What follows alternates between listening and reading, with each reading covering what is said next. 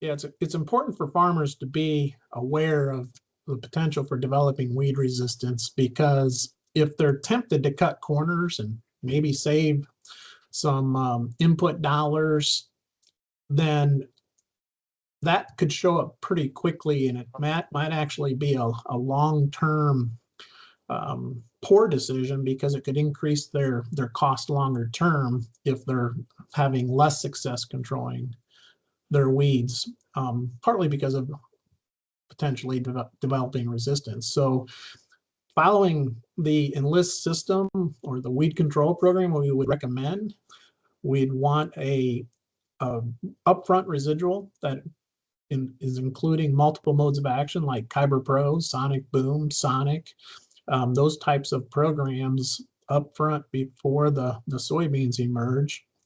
And then you also follow that with a Group 15 residual like Inversa or Everprex as an example to extend that residual.